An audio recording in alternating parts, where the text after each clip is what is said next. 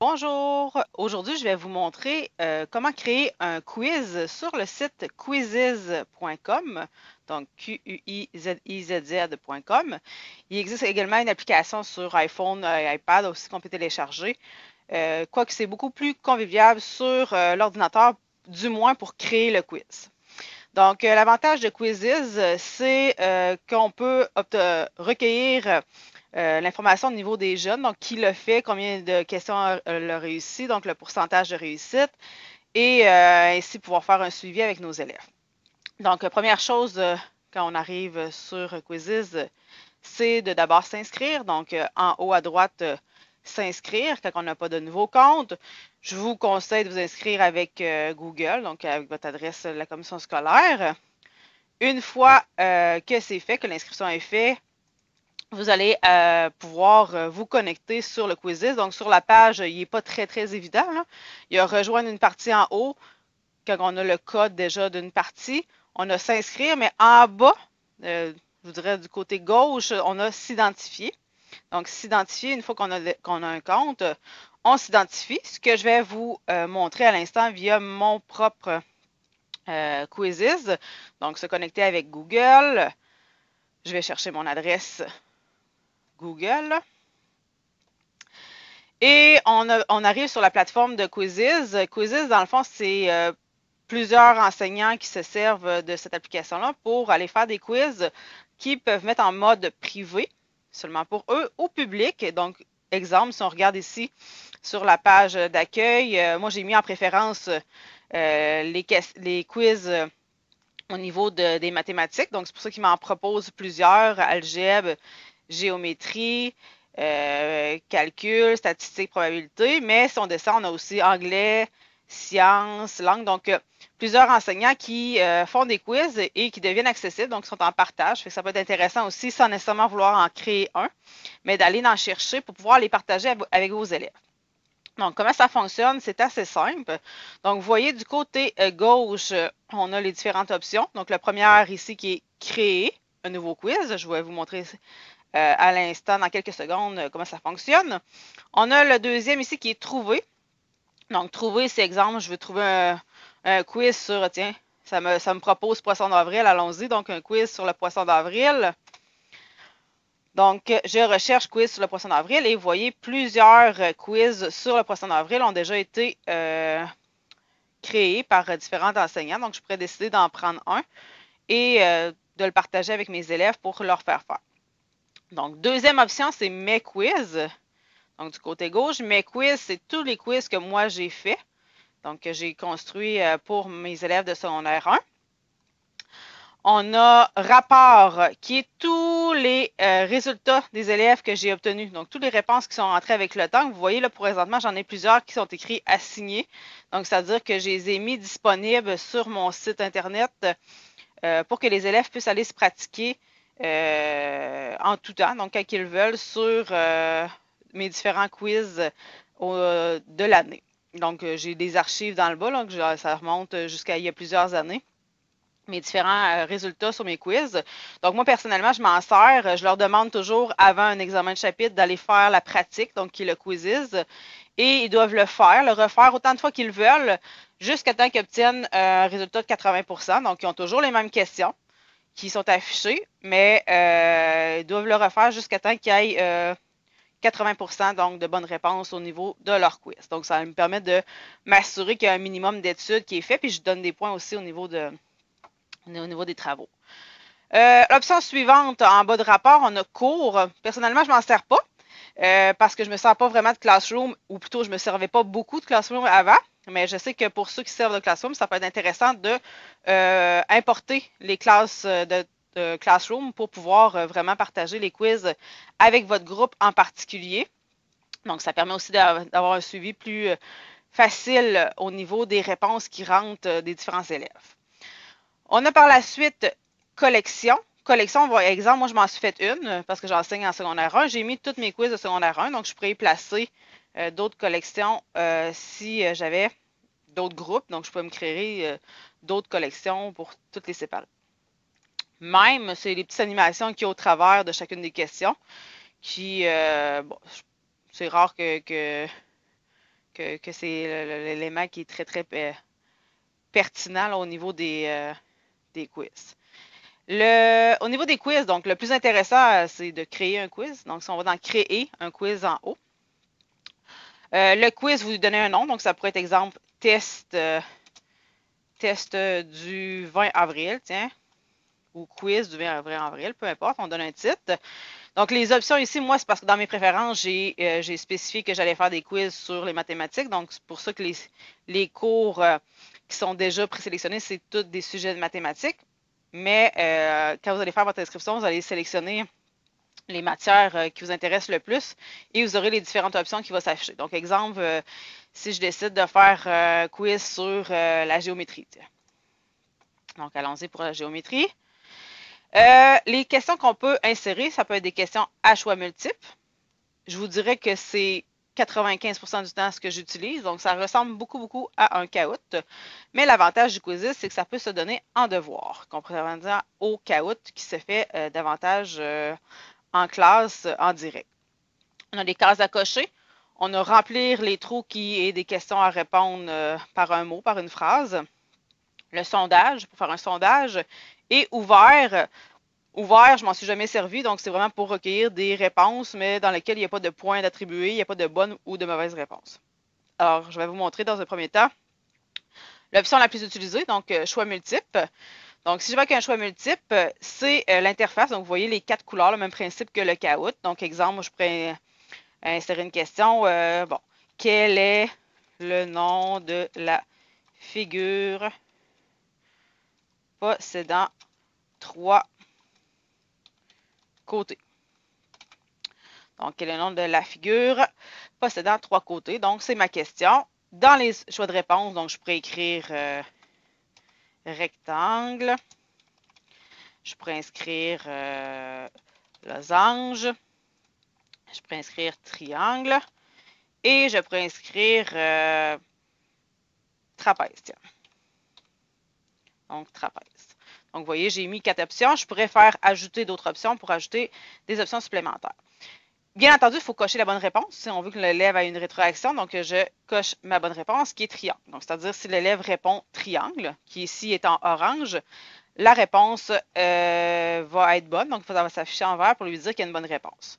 Et ça, il y a toujours moyen de programmer notre quiz de façon à ce que l'élève sache s'il a la bonne réponse et est-ce qu'on veut, s'il a la mauvaise réponse, qu'on lui donne la bonne réponse ou si on préfère qu'il refasse le quiz une autre fois pour lui-même trouver la bonne réponse. Donc ça se programme aussi au niveau de l'attribution quand on le donne à faire en devoir. Donc ici, je fais enregistrer dans le bas. Ici, vous voyez l'option de secondes. On pourrait décider ce que ça prend 5, 10, 20, 30 secondes, 45 secondes, 60 secondes, jusqu'à 15 minutes qu'on lui donne par question pour répondre.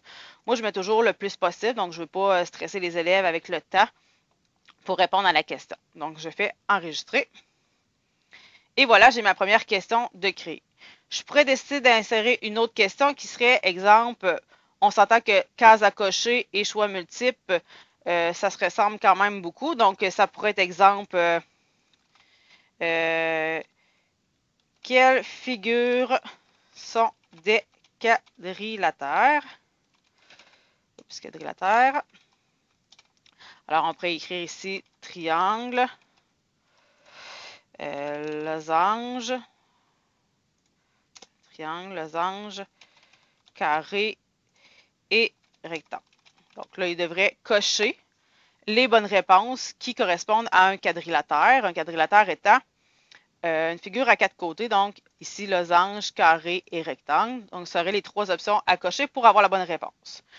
On pourrait rajouter d'autres choix aussi au niveau de la liste des choix de réponse. Encore une fois, moi, je mets toujours un 15 minutes pour ne pas stresser au niveau du temps.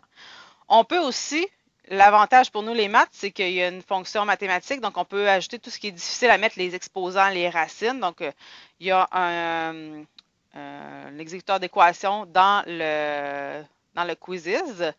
Et il y a Média, on peut rajouter une image, une vidéo, un audio, on peut s'enregistrer donc pour compléter la question. Donc, c'est intéressant d'avoir des images. Des fois, ça fait un petit peu plus agréable aussi au niveau du visuel. Donc, je vais faire enregistrer. Donc là, jusqu'à date, dans mon quiz, j'ai 2 questions. Je pourrais rajouter une question à répondre, donc où est-ce qu'on peut rajouter un mot, une phrase, donc en cliquant ici sur remplir les trous. Donc, ma question, ça pourrait être quelle est cette figure? Et là, quelle est cette figure? Bien entendu, je vais aller rajouter une image, donc je peux aller dans Médias, déposer ou cliquer. Donc, je vais aller chercher une photo sur mon ordinateur. Donc, je vais aller dans mes documents. Je vais aller chercher une photo de, regardez ici, tiens, un losange, donc qui est déguisé en mécanicien. Donc, et là, la réponse que je m'attends, c'est losange. Par contre, si l'élève écrit losange avec une lettre majuscule, je vais l'accepter aussi. Donc, dans Alternative, c'est un peu comme dans GoFormative, je peux ajouter tous les déformations ou peut-être prévoir l'erreur d'orthographe que l'élève pourrait faire. Bien entendu, ici, c'est en mathématiques. En français, quand on veut le mot exact, on s'attend à ce qu'il écrive comme il faut s'il veut avoir la bonne réponse. Donc, ici, les deux réponses possibles, c'est avec ou sans majuscule pour ne pas pénaliser l'élève au niveau de la majuscule. Même chose, je peux aller ajuster au niveau de 15 minutes pour ne pas ajouter le stress du temps. Donc, vous voyez, là, j'ai une simple image. Quelle est cette figure? L'élève va taper sa réponse et bonne réponse, ça va s'afficher en vert, mauvaise réponse en rouge. Donc, enregistrer.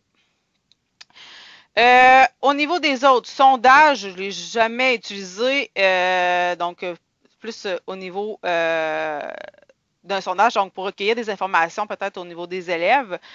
Ça ne marque pas de points. Donc, quand on fait un sondage, il n'y a pas nécessairement de bonne ou de mauvaise réponse. Ça pourrait être, par exemple, un sondage sur leurs préférences de communication, comment vous voulez communiquer avec eux. Donc, mais il n'y a pas de bonne ou de mauvaise réponse.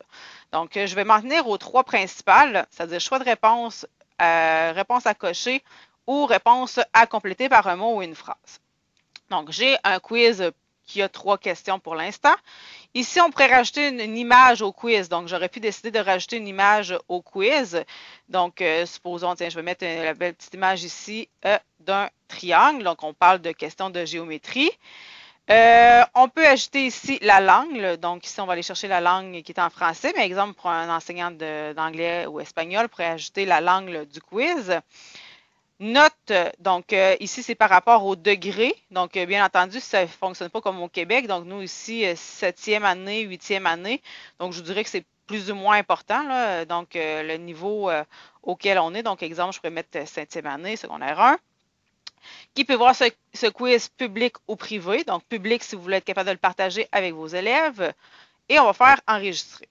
Donc, vous voyez, j'ai test du 20 avril, j'ai mon image qui va être l'image du quiz. Il est en mode public, en français.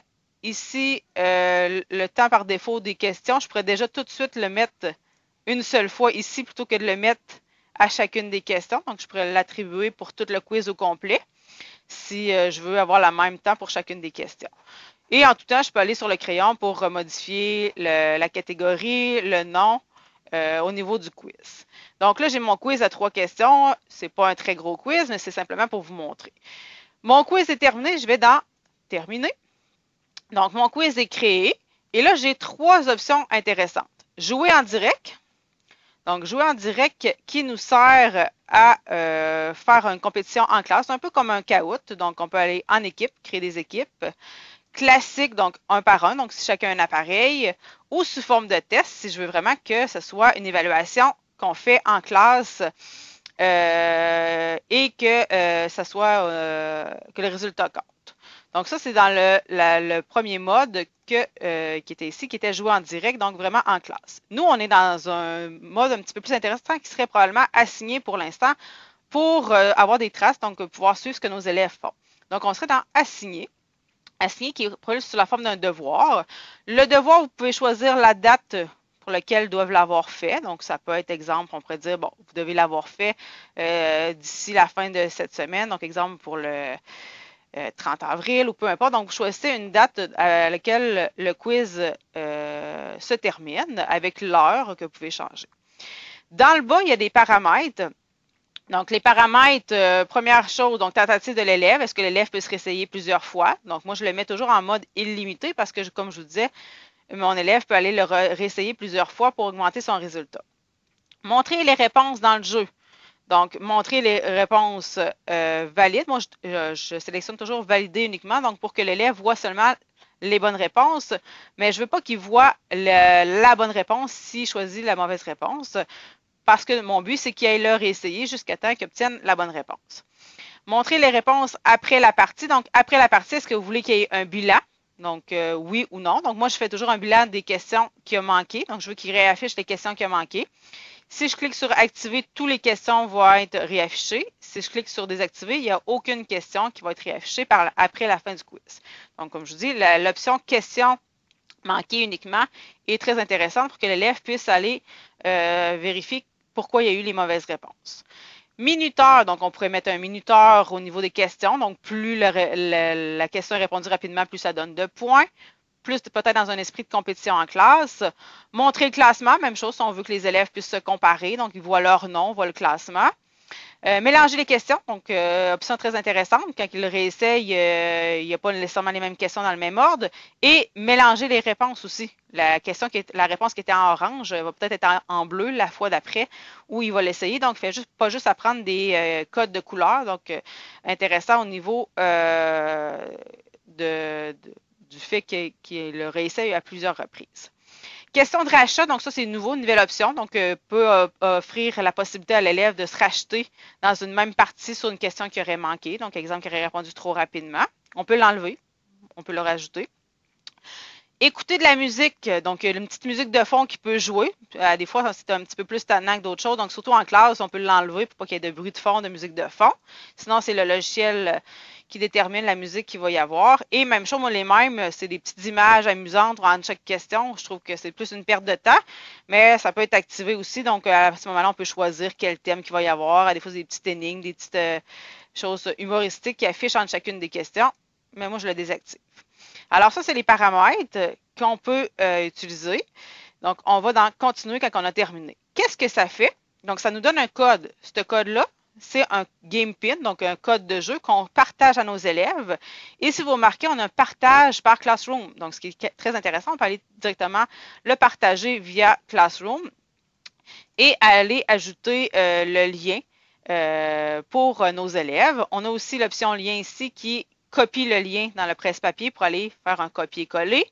Donc, partage par Classroom. Donc, on pourrait aller partager Classroom. Donc, vous voyez ici, j'ai Remind par lequel je communique avec mes élèves. On aurait Team. Donc, on a plusieurs façons de communiquer avec les élèves. Donc, sinon, on a ici copier le lien. Même chose que je viens de faire, copier-coller pour aller partager.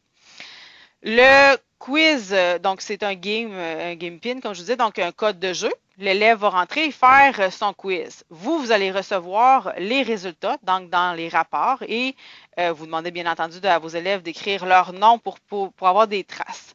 Donc, si je vais à l'accueil, donc dans la première page, au départ, donc dans trouver, exemple. Donc ici, vous avez en haut rejoindre une partie. Donc rejoindre une partie, c'est ce que l'élève va faire quand il va se connecter sur le site. Il n'y a pas nécessairement de compte et il va entrer le code du jeu ou le game pin, donc le code à 6 chiffres qui va y avoir été fourni. En rentrant le code à 6 chiffres, il va accéder au quiz. Donc exemple, si je l'essaie, je retourne au tableau de bord. Donc, si j'ai dans mes quiz que je viens de faire, donc j'ai le quiz du 20 avril. Si je veux avoir le code du jeu que je viens de partager, donc je peux aller dans rapport. Donc, le quiz que je viens de partager, il est ici. Donc, il est assigné. Il a été fait par aucun joueur encore parce que je ne l'ai pas encore partagé. Donc, je peux aller revoir. Donc, c'est 650566. Donc, si je vais l'essayer, donc dans rejoindre, 650566. Donc, s'inscrire. Là, je vais le faire. On pourrait écrire test élève numéro 1. Tiens. Donc, mettons que c'est le nom de mon élève. Donc, l'élève, c'est ce qu'il va voir. Commencer avec un compteur. Va pouvoir faire son quiz. Donc, répondre aux questions, taper la réponse. Donc, ici, c'était losange, etc. Donc, qu'est-ce que ça fait? Là, je vais quitter le jeu, je ne le ferai pas au complet.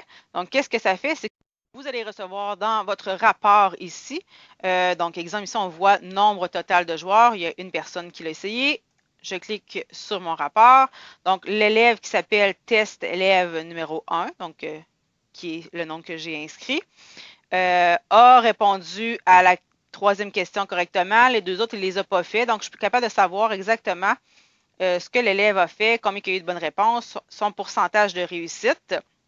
Et au fur et à mesure que les élèves vont répondre, donc le rapport va s'ajouter ici. Donc, si exemple, je vous montre un rapport d'anciens, donc ici d'anciens travaux, si je vais dans les plus vieux peut-être.